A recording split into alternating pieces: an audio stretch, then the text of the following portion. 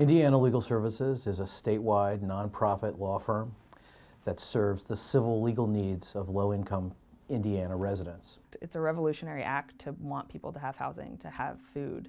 I don't think it should be, but I think it is a revolutionary act to actually care. And there are people here who care a lot and have done amazing work. Everyone that comes into the office is different and has their own story. And while, we may see various people who are in similar situations, just the range of life experiences that our clients have had really is very impressive. يعني ما أحاول أسوي لها قدم بس ما جاية يعني ما أقدر شلون أجازيها لو على اللي سوته وياي وساعدتني بيه يعني هي هواي ساعدتني لو ما هي كان لحد الآن ما منفصلة عن زوجي يعني بهواي أشياء هي ساعدتني. Well, on June 6th, 2015, I fled my home with my daughter Ava, with my purse and her diaper bag, after a long night where my husband threatened Ava and I with deadly weapons. I have a long history of addiction, and relatively shortly after leaving my ex-husband, Ava's dad, I recognized that Ava was not safe with me either, unless I could get sober. Yes, if Amanda wasn't there, I don't have any idea what I would have done. It took her and Holly and Beth, and they're a team in my behalf. They have successfully kept me on track and my insurance and everything else. So my daughter was handling these affairs for us. We made arrangements where she had the power of attorney. This was for signing checks and stuff like this. But what my daughter had done in the process, one of the first things she did, she got me taken off of the deed. In my situation, he had everything. He had the job, the home, financial support, security. I have a beautiful family, but I think they were really sad for me and didn't really know how to help me. I'm a staff attorney for Indiana Legal Services for 25 years, and I sit at our local Family Justice Center. Our clients find me a variety of ways, but the main way is they come to the Family Justice Center, often to follow up on a police report for a domestic violence incident. And she looked at me and she said, if there's ever a time for you to get it right with your sobriety, that time is now. And I did. Mary did for me what I could not do for myself. She gave me one chance to stand up and say that I matter, that Ava matters, and to really act like it. Domestic abuse still is a real problem, but it was a particular problem that we tapped into because there were women trapped in relationships they couldn't get out of without going to court, and they didn't have the money to go to court. If you think about it, maybe one party has assets and one party does not. So they can't, the one side can't afford an attorney, the one side can. Well, this person may also be a victim of domestic violence. So it kind of evens the playing field when you have legal services, the option to assist the domestic violence victim. I knew that I needed legal assistance. And I knew that the next right step was divorce. I had sold my wedding rings to get a lawyer to help me with the protective order. You know how you get estimates from lawyers. And basically, like what I was looking at, with what I was going through with my daughter, I would have had to put the house up to try to keep it, and it didn't cost me anything. It didn't cost me a dime. It didn't nothing but my time to come and be truthful about it. I hope that ILS is known throughout the state as a high-quality provider of legal services. So that might be the first thing. But I also want our colleagues in the legal community to understand the need that we serve. When a person in our community is living at or around the poverty line, a legal issue can be life-changing.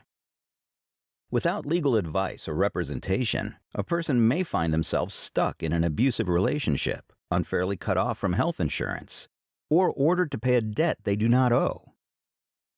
These issues can affect a person's health, safety, work, and ability to climb out of poverty. Low-income Hoosiers are only provided access to a free attorney in criminal matters. In non-criminal cases, both plaintiff and defendant are on their own and expected to hire private lawyers. These matters include bankruptcy, landlord disputes, domestic violence, veterans affairs, healthcare, citizenship, civil rights, among many others. People who need free civil legal help can call Indiana Legal Services, and many also find their way to us through an outreach site or one of our community partners. In fact, over 10,000 people received some aid or advice from ILS last year alone. Our executive director has taken a lot of pains to make sure that we're looking to try to resolve problems in a strategic way. So we're not just taking cases that come in, although we are doing that. We're taking cases, but we're looking for how the problems that come in are affecting the broader population. When we find a policy that's wrong, that our goal is to, where we can, not just provide assistance to the client, but seek changes to the system that will affect everybody that's in that same situation. One thing is I also like about the staff we have here, they always keep me abreast at proposed changes in the law. They are students of the law, they keep up with it, and they don't hesitate to keep me up to date as well, so which I appreciate. Most cases impact only their participants and hopefully come to a reasonable solution for the parties involved. Sometimes ILS gets involved at the appellate level, trying to set precedent that will impact lives beyond ILS clients. Indiana Legal Services also has the opportunity to educate the courts and legal community about how matters will affect low-income Hoosiers. Indiana Legal Services is also able to influence law being written or interpreted directly. These impacts on the legal system help create systemic change and make for a happier, healthier state. It's really difficult to articulate how much easier legal services makes a court's job. They don't know where to hang their coat, much less file pleadings, get to the judge's office, how to deal with opposing counsel or the opposing litigant. So it's really a mind-boggling maze without an attorney. People who do their own legal work sometimes find themselves in more trouble than they were when they started. We give a lot of agency to people that are not used to that. And I think that they react in ways that could be overwhelming sometimes. The kinds of things that we do are definitely different than a private firm setting, mainly because we're trying to provide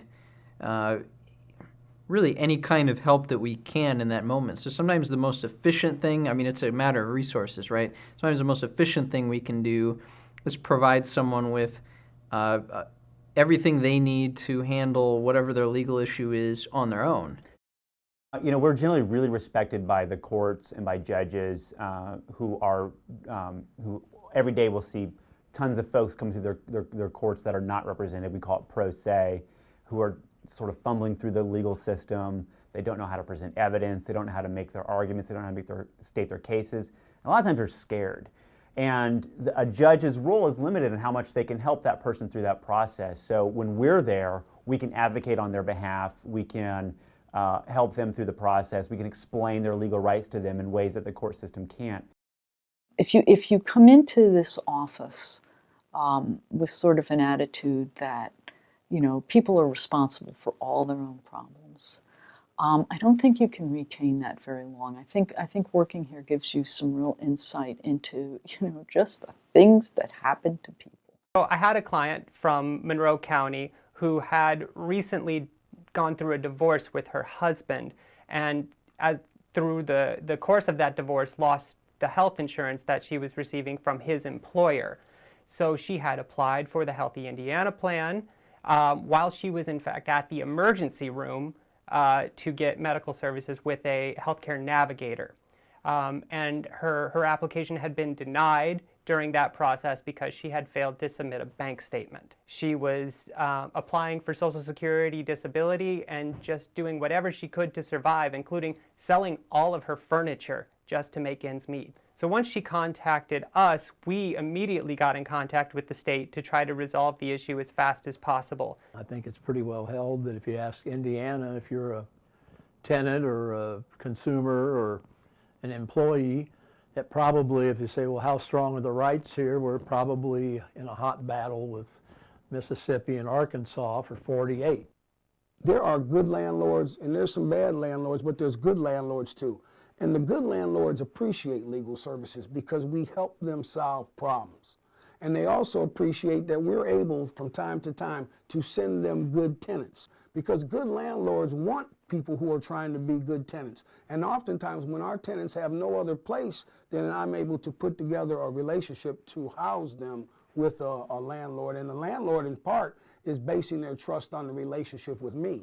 That's not technically my job to be a broker, but it sort of has emerged as something that I do because I don't want to see people be homeless. And more than just making sure that they're keeping up their part of the obligation, we also try to connect a lot of the tenants to resources that are in the community. There was a mother living in Mexico, and she had agreed to let her daughter visit the daughter's father here in Indiana. And then father refused to have her come back. So we were contacted to help advocate on her behalf and get a judicial order, working within the Hague Convention and international law to help bring the child back in. And we worked with the State Department, and a couple months after we took the case, the child was on a plane back to her mother in Mexico, and we heard from her after she arrived. Both the mom and the daughter called and said to me, "Thank you, I'm so glad to be back with my mom." For poor people, expunging a felony drug conviction can allow them to qualify for food stamps. So that's huge. But for everybody else, it will help them get a better job, get better housing, have, those things show up on your credit report. So if you expunge all of that, they can basically get a fresh start. To be a student working in ILS means that I am constantly and overwhelmingly busy. It's really cool because I get to shift gears. I get to go from learning about law to practicing law. And I really value that because in law school, they don't really tell you what it's like. Policy-wise, we do a lot to advocate on behalf of folks who are on the sort of at the margins of society with healthcare, especially. So we've done a lot to really help figure out how the HIP 2.0 program, Indiana's Medicaid expansion program, ought to be run. We've really sort of brought our voice to the table with the state agency about problems that we see with our clients. All I really wanted to do with my law degree was help people and make a living. And I do. I make a living. I wasn't looking to get rich with my law degree, but I get enough, and I'm helping people every day. The clients are why I do it. They are the reason that I go to work every day, help people keep their public benefits, help people get expungements, help people make sure that they're understanding their rights as a consumer. Those are my motivations. I came here as the executive director in June of 1970, and I was the executive director for 45 years. Law is incredibly intimidating. The legal process is incredibly intimidating, and one of the goals of the early legal services movement was to put at a poor person's disposal all the tools that someone with means would have. We became LSO, and if you apparently, if you said the letters LSO, it struck fear in the hearts of government administrators. They didn't want to get a call from LSO attorneys. Well, you know, it was fun. We opened the Muncie office up, and in fact, the bar had sent a telegram, I believe, or a petition or a letter to then President Carter saying they didn't need legal services in Delaware County because they took care of their own poor people. So the first day the office was open, we were jammed with people wanting services just because there were so many issues arriving on our doorstep at all times. We were swamped, but it was a blast. There was quite a bit of resistance, and I think over time that's really changed, particularly with the judiciary. I think in general judges really appreciate the work that they do. They appreciate having litigants who come before them being represented, and I think they'd like to see us doing more of what we do. One thing that has also changed over the years is our poor. When the recession hit, the lower middle class people became the poor, and that made a lot of difference too. So we've had a lot of business. You know, I've been doing this over 40 years, and so I feel pretty strongly it's important, and it's an important tool to try to give people a chance to combat the whole issues of being poor.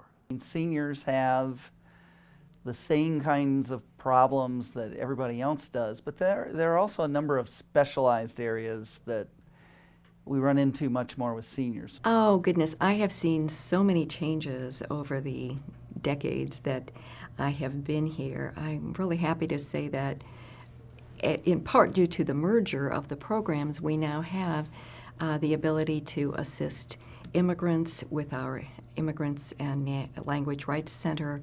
We have a statewide low-income taxpayer clinic. We now have an LGBTQ project. A lot of our work in the last year has been focused on transgender individuals as well as youth. So we're talking about the people who are the most vulnerable out of our population. So we've always had, you know, attorneys who were the best, and eventually everybody here in this state got to know that if there's an LSO attorney on the line, then you better pay attention because they mean business. They're excellent attorneys. They're as good as any private attorneys that practice in front of me. I've done work where I wasn't a public servant or serving people, and it's not nearly as satisfying as you know, either well, I was in the military for 22 years or here at Indiana Legal Services. I go home every day thinking I made a difference, you know. You know, the need's always been there, and it's always gonna be there. I don't know that it grows or gets smaller, but it's a constant, and there's always more to do than we can do. I have a lot of medical problems with psychiatrists, heart doctor, my family doctor. I have lots of problems. And so I have to have insurance because I've got a lot of medications I got to take, and then they remove those, put me on different ones and all kinds of things. Well, Amanda and her friend Beth, they are keeping me with my insurance, you know, and food to eat because I don't have money to buy food. I've had to pay nothing for legal services, Indiana Legal Services, zero. And I've benefited 100-fold. If I had to grade him, it'd be off the chart. I could have been somewhere paying $400, $500, $600, $700 a month rent. And I'm able to stay in my own home and just take care of my, you know, pay the utilities and this and that. And, you know, and there's just some things you can put a price on. I think at ILS, whether it's the Senior Law Project, whether it's Migrant Farm Workers, whether it's our Military Veterans Project, whether it's the Low Income LGBT Project, whatever it is, we give people access to human rights. We give people access to housing. We give people access to food. We give people access to stability. We give people access to something that shouldn't be taken for granted by the rest of the world. الحمد لله يعني قدرت أستقر يعني بوحدي قدرت يعني أرجع أولادي لي وأحاول يعني أقدرش ما أحاول أعيش حياتي وهي بعد مساعدتها ما انتهت وياي. هي زينة يعني حبابة وتتفهم يعني ويعني تسمع الواحد من يحكي وياها وتفهم يعني كل شي عنه وتحاول تساعده بقد ما تقدر. Made me feel like I do have rights and I can make decisions that are in the best interest of myself and my daughter. I have referred to her with my daughter Ava as our guardian angel with 2 sets of wings, one for me and one for Ava. And we'll do this little like angel wings for Mary, you know. Mary did for me what I could not do for myself. She gave me one chance to stand up and say that I matter, that Ava matters, and to really act like it. Thank you for helping me with that problem, then thank you for being my friend too. Well, yeah, I wish you all a wonderful anniversary. To all of those, particularly Norman, who have been involved in my development, I extend special thanks.